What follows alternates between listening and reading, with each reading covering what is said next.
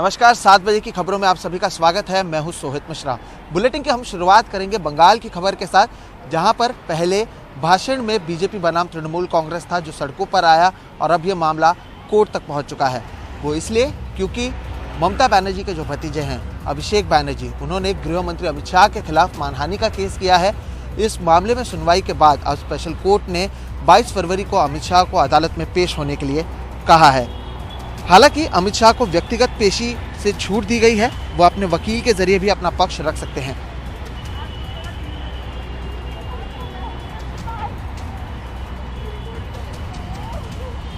हमने देखा कि किस तरह से पूरा मामला जो है पश्चिम बंगाल में, पहले किस तरह से तृणमूल कांग्रेस के कई नेता बीजेपी में आए हैं, वहां पर और भी दूसरे कई सारे मुद्दे हुए हैं। अमित शाह इससे पहले बंगाल के दौरे पर हैं और भी कई सारे बीजेपी के नेता वहां पर पहुंचे हुए हैं।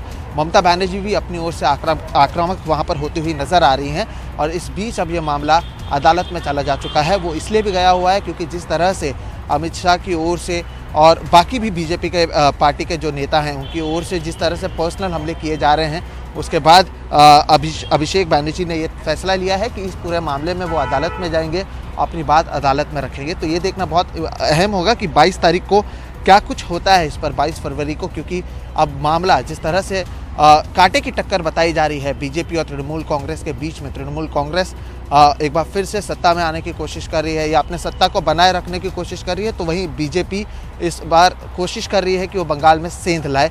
और इस बारे में और जानकारी के लिए हमारे साथ जुड़ रहे हैं सौरभ गुप्ता। सौरभ, अब मामला सड़क और भाषण से निकलकर अदालत तक चला गया है। अगर आप दर्शकों को बताएं कि क्यों मानहानि का केस किया गया है और इसके पीछे की रणनीति के बारे में भी अगर आप बता सकें। देखिए, ये कोर्ट समन्स है और अभिषेक बनर्जी ने एक कंप्लेंट फाइल किया था, उसके बेसिस पर ये समन्स भेजा गया है। अब ये पता नहीं चला है कि अमित शाह आएंगे, अपीयर करेंगे या अपने लॉयर से कोई डेट मांगेंगे या उनका रिस्पॉन्स क्या होगा, लेकिन उनको 10 बजे सुबह 22 फरवरी को बुलाया गया है, समन किया गया है। और ये एक इस केस के साथ जुड़ा हुआ है जिसमें अमित शाह युवा स्वाभिमान रैली जो था उसमें कुछ आरोप लगाए थे तृणमूल के ऊपर, अभिषेक बनर्जी के ऊपर। और इसमें ये उन्होंने कहा था कि ये जो रुपए भेजे गए थे पश्चिम बंगाल के लिए, ये भतीजा और उनके सिंडिकेट के पास चला गया है। तो इस बात को नजर रखते हुए अभिषेक बनर्जी, जो ममता बनर्जी का भतीजा है, उन्होंने एक कंप्लेंट फाइल किया है, डेफेमेशन केस, और उस सिलसिले में अमित शाह को समन भेजा गया है। जी, बहुत बहुत शुक्रिया आपका सौरभ। तो कहीं ना कहीं जिस तरह से भाषण में आरोप प्रत्यारोप का दौर होता है, उसके बाद अब मानहानि का केस किया गया है। अब देखना होगा अदालत में कौन पेश होता है और वहां पर क्या कुछ कहा जाता है। बहरहाल आगे बढ़ते हैं। योग गुरु बाबा रामदेव ने आज 2 केंद्रीय मंत्रियों के मौजूदगी में यह दावा किया कि उन्होंने दुनिया की पहली कोरोना की दवाई बनाई है और इसका इस्तेमाल केवल भारत में नहीं बल्कि दुनिया के 158 देश में किया जा सकता है। वो इसलिए क्योंकि drug control general of India की ओर से भी उन्हें मंजूरी मिल गई है। इसका क्या मतलब होता है, बता रहे हैं शरद शर्मा।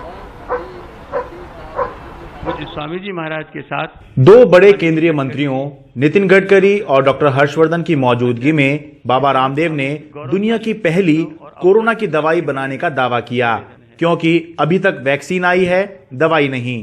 कोरोना का प्रिवेंशन, कोरोना का ट्रीटमेंट और कोरोना के आफ्टर इफेक्ट्स को, कोरोना के कॉम्प्लिकेशंस को भी डील करने के लिए एक साथ एक कोरोनिल काम करती है। ये सरकार ने पूरे साइंटिफिक जो रिसर्च है, एविडेंस है, जो इंटरनेशनल पैरामीटर्स हैं, उनके ऊपर हमने जब काम कर दिया तो देश और दुनिया ने मान लिया, भारत ने भी माना और WHO ने भी माना।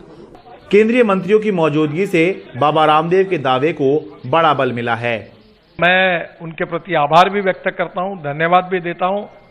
और इसी प्रकार का अनुसंधान कार्य जो इंटरनेशनल स्टैंडर्ड्स और रिसर्च के बराबरी का हो, ऐसा विश्वास व्यक्त करते हुए, बाबा जी को अभिवादन करते हुए और बालकृष्णन जी का भी अभिनंदन, धन्यवाद। मॉडर्न तरीके से, साइंटिफिक तरीके से आयुर्वेद को अच्छी ढंग से पूरे दुनिया में पुनर्स्थापित करने की जो यज्ञ है, इसमें जितनी भी ज़्यादा से ज़्यादा आहुति डाली जाएगी वो भारत के लिए तो एक प्रकार से गर्व और गौरव का विषय होगा।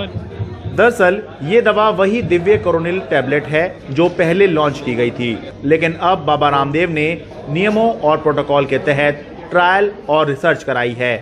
जून में 100 कोरोना मरीजों पर इसका ट्रायल हुआ। 50 को कोरोनिल के अलग अलग तत्व दिए गए, 50 को दवा नहीं बल्कि दवा जैसी चीज दी गई, जिसको प्लेसिबो कहते हैं। जिनको औषधि दी गई वो 7 दिन में पॉजिटिव से नेगेटिव हो गए।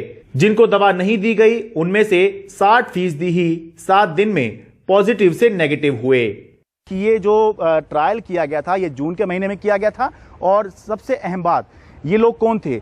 ये वो लोग थे जिनको RT-PCR से जो कोरोना था, इन्फेक्शन था, वो कंफर्म हुआ था, लेकिन उनमें या तो लक्षण नहीं थे बीमारी के या हल्के लक्षण थे। जबकि गंभीर कोरोना मरीजों पर अभी ट्रायल चल रहा है। ट्रायल और रिसर्च के आधार पर drugs controller general of India ने कोरोनिल को सर्टिफिकेट ऑफ फार्मास्यूटिकल प्रोडक्ट दिया, जिससे ये 158 देशों को एक्सपोर्ट की जा सकती है। और आयुष मंत्रालय ने कोरोनिल को कोरोना बीमारी में सहायक उपाय बताकर मंजूरी और लाइसेंस दिया। स्वास्थ्य को हमेशा एक सेवा मानकर, यानी बाबा रामदेव की जो कोरोनिल टैबलेट पहले इम्यूनिटी बूस्टर थी, अब वो तकनीकी रूप से भी कोरोना के इलाज में सहायक दवा मानी गई है। दिल्ली से शरद शर्मा, NDTV इंडिया। फिलहाल मैं मौजूद हूँ मुंबई के मरीन ड्राइव में। आप अगर किसी को भी यहाँ पर देखेंगे, लगभग सभी लोग यहाँ पर मास्क लगाए हुए हैं। उसका कारण यह है क्योंकि मुंबई सहित महाराष्ट्र में कई जगहों पर सख्ती बरती गई है। यहाँ पर भी बार बार जो BMC के मार्शल है वो घूम रहे हैं। अगर आप बिना मास्क के यहाँ पर दिखते हैं तो 200 रुपये का फाइन मारा जाता है। ये सारी चीज़ें इसलिए की गई क्योंकि पिछले कुछ दिनों में महाराष्ट्र में 3,500 से ज़्यादा केसेस आ रहे हैं। गुरुवार के दिन अगर बात करें तो महाराष्ट्र में 5,000 से ज़्यादा केसेस आए हैं, जो पिछले 75 दिनों में सबसे ज़्यादा हैं। 4 यहाँ के जो मंत्री हैं राज्य के, वो कोरोना पॉजिटिव पाए गए हैं। पिछले 48 घंटों में 6 कुल मिला के नेता कोरोना पॉजिटिव पाए गए हैं, जिसके बाद सख्ती बरती जा रही है। हालांकि इस पूरे मामले में विशेषज्ञों का कहना है कि महाराष्ट्र में जो मिले म्यूटेंट हैं, इसका दक्षिण अफ्रीका, इंग्लैंड या ब्राज़ील में मिलने वाले म्यूटेंट से कोई लेना देना नहीं है, ये उससे अलग है।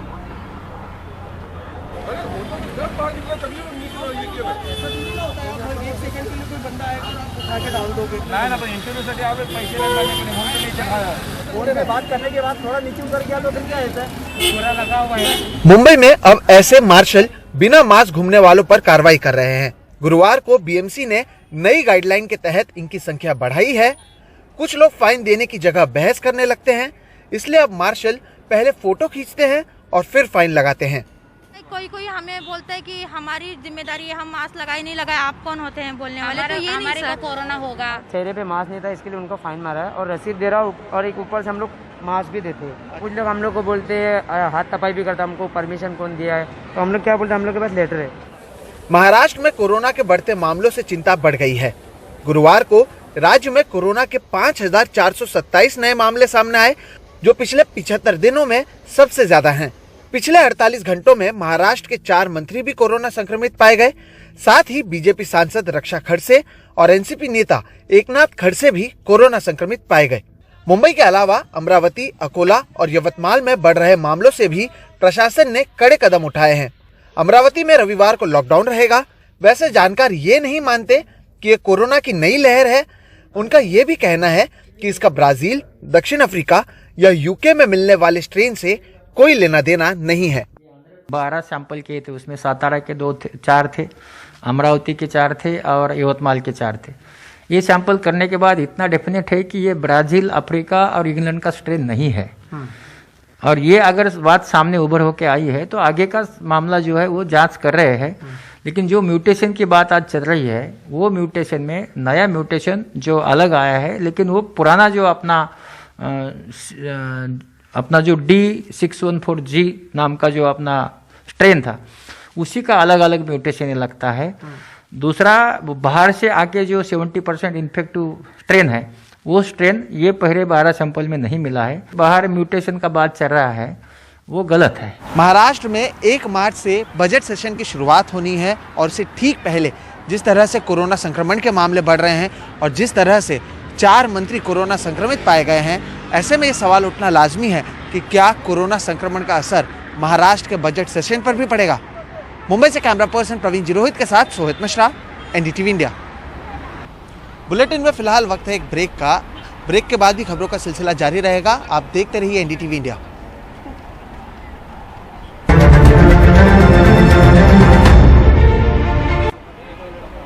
ब्रेक के बाद एक बार फिर से आपका एनडीटीवी इंडिया पर स्वागत है।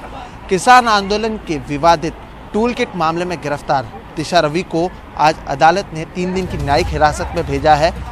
पुलिस रिमांड खत्म होने के बाद आज उन्हें अगर बात करें तो अदालत में पेश किया गया था। दिल्ली के पटियाला कोर्ट में उन्हें पेश किया गया था। इस दौरान पुलिस ने दिशा रवि की कस्टडी बढ़ाने की बजाय 3 दिन के लिए न्यायिक हिरासत में भेजने की मांग की। पुलिस का कहना है कि दिशा रवि ने पुलिस रिमांड के दौरान पूछताछ में सारा दोष निकिता और शांतनु पर मढ़ा है, इसलिए पुलिस 22 फरवरी को शांतनु के साथ आमने सामने बिठाकर पूछताछ करना चाहती है। इसके लिए पुलिस ने शांतनु को नोटिस देकर बुलाया है। वहीं दिशा रवि ने कोर्ट में जमानत के लिए याचिका दायर की है, जिस पर कल सुनवाई होगी। पुलिस ने 21 साल की दिशा रवि को देशद्रोह और आपराधिक साजिश की धाराएं उन पर लगाई हैं।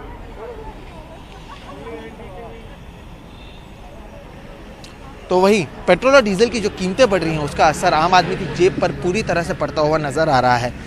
मध्य प्रदेश और राजस्थान के कई इलाकों में जहां पर पेट्रोल की कीमत 100 के पार चली गई है, तो वहीं दिल्ली भी इसी राह पर है।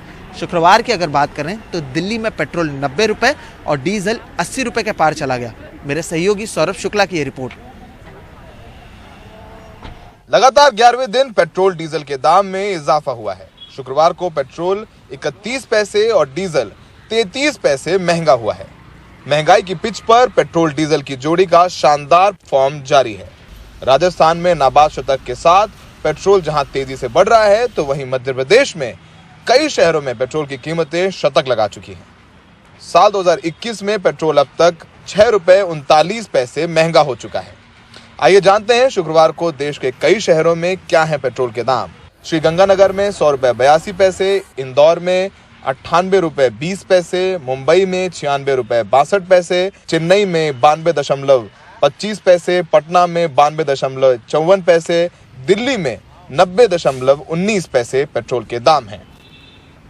कोरोना के कारण लॉकडाउन से पहले ही मंदी की मार झेल रहा आम आदमी पेट्रोल की कीमतों से और परेशानी में आ गया है। समस्या बहुत है सर।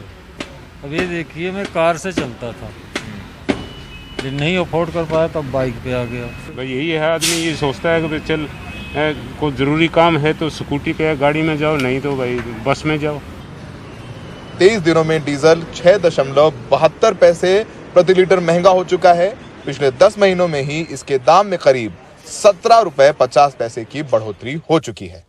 जो विपक्ष है, जो आम लोगों की बात उठा सकता है सड़कों पे, वो नदारद है। कहीं कोई बड़ा प्रदर्शन नहीं है, कोई बड़ा नेता विपक्ष का सड़कों पर नहीं है पेट्रोल डीजल की कीमतों के खिलाफ। पेट्रोल डीजल की कीमतों के खिलाफ ट्विटर पर चल रही हैं बातें, ट्वीट हो रहे हैं, लेकिन सड़क पर प्रदर्शन करते हुए विपक्ष के नेता नजर नहीं आ रहे। कोई बड़ा नेता अब तक सड़क पर प्रदर्शन करते हुए नजर नहीं आया। सहयोगी पवन कुमार के साथ सौरभ शुक्ला, एनडीटीवी इंडिया। फिलहाल इस बुलेटिन में इतना ही, लेकिन एनडीटीवी इंडिया पर खबरों का सिलसिला जारी है और इस छोटे से ब्रेक के बाद आप देखिए है हॉट टॉपिक अखिलेश शर्मा के साथ।